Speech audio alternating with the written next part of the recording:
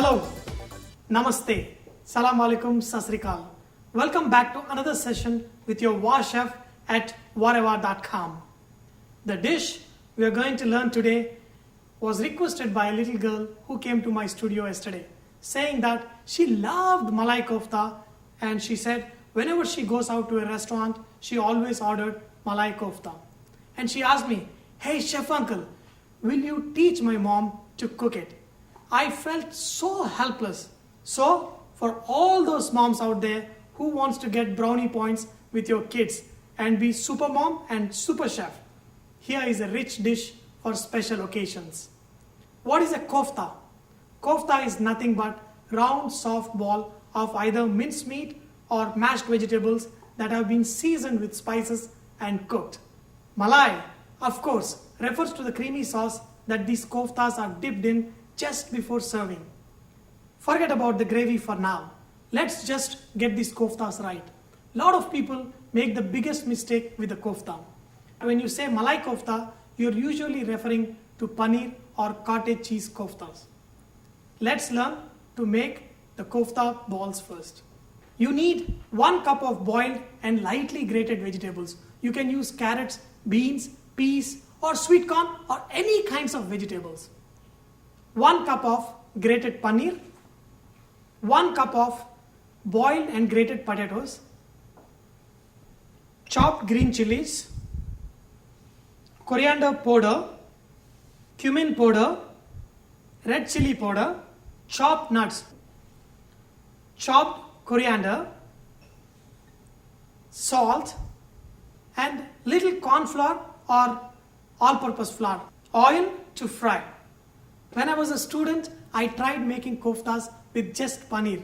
They just would not hold and they would crumble because paneer is a kind of cheese and it melts a little bit. So it has to be mixed with some vegetable, otherwise by itself paneer will shrink and ooze oil and become rubbery. 1 cup of grated paneer, add 1 cup of grated boiled potatoes. You all must be wondering why I put the chopped vegetables in a muslin cloth. There is a reason. What you do, you need to squeeze out the extra moisture from the vegetables. And you could use this squeezed out water when you're making your sauce. After you squeeze, remove the vegetables and add it to your mixture. Add some chopped chilies. Add some coriander powder, little cumin powder, little chili powder, little chopped coriander, little salt. Mix your mashed potatoes, mashed vegetables and grated paneer together. After adding all these spices, mix them really well. To this mixture, I love adding nuts. Nuts give a crunchy effect. The resulting mixture should be firm. Make this mixture into balls, roll into a perfect rounds, oval or bullet shape, whatever shape you like. Even with mashed potatoes or vegetables, if you leave the vegetables or potatoes for too long in the water they are boiling in, they will retain water. So drain them immediately after they are cooked. Actually, if you are using fresh vegetables, grate them and use a muslin cloth to squeeze the water out just before adding to the mixture.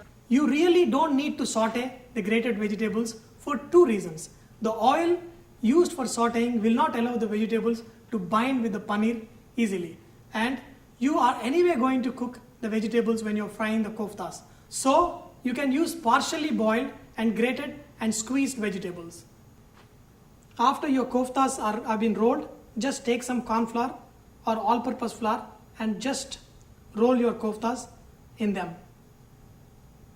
This rolling these koftas in the corn flour does is, in the last bit of any problem with your koftas will be repaired by this flour absorbing that extra moisture from the top. So what we have learned is that to make a good kofta, all the moisture must be removed to the maximum extent. In case your kofta becomes too watery because you haven't followed my instructions, Don't panic. Just add some breadcrumbs and it will absorb all the moisture. So now let's fry our koftas. If you are making meatballs or meat koftas, add little mashed rice to them. I have learned these techniques from renowned Chinese chefs as they use meatballs in a lot of their cooking. Mashed rice does wonder for these koftas in binding and making your meat koftas very juicy. You've seen that I'm frying these koftas in a medium heat. Fry them till they get a nice pale golden color, because you want to cook these koftas fully, because we are not going to cook these koftas in the gravy. When the koftas are ready, drain them on a paper towel. Now the koftas are ready. So let's make this yummy Malai Kofta sauce. To make this sauce, you need chopped tomatoes, chopped onion. This is cashew nut powder. You make this powder by taking some fried cashew nut, or even you can take raw cashew nut and use a rolling pin and make a nice powder, or you can use in a blender. But if you are using it in a blender, do not make powder too much because the fat separates from the cashew nuts. Cream, cumin seed powder, red chilli powder, oil, black jeera, coriander powder, chopped coriander, ginger garlic paste, turmeric, salt, slightly grated paneer. To the hot oil, add some onions and fry them till they are slightly brown. Add a pinch of salt to your onions. This brings out the moisture from your onions and cooks your onions a little faster. To the fried onions, add some ginger garlic paste, little turmeric. To this, add chopped tomatoes.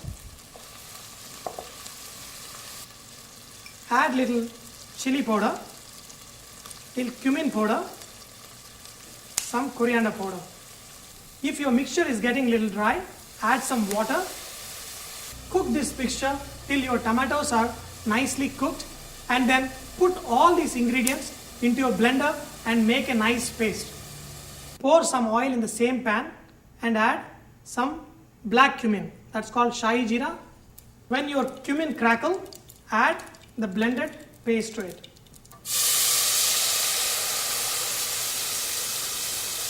You can add some water to it and bring it to a boil.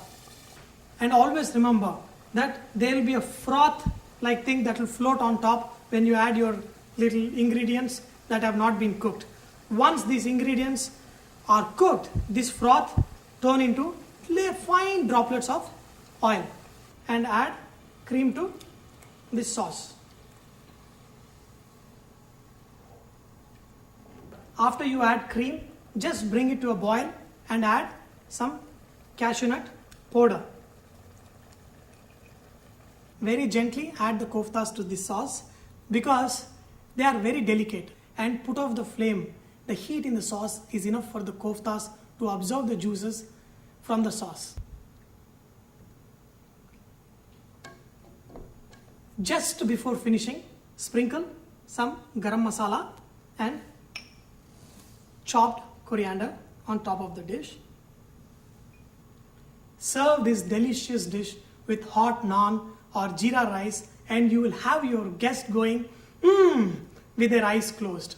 The little girl who came and asked for this dish to be taught to her mom is Priya. I am sure there is Priya in everybody's house. Your kids, of course, will crown you queen if you master this dish. I hope you have enjoyed today's session of learning to make this exquisite vegetarian dish. Remember that VahRehVah is all about inspiring others to cook. So please post your recipes, cooking tips, so others may benefit from your great cooking.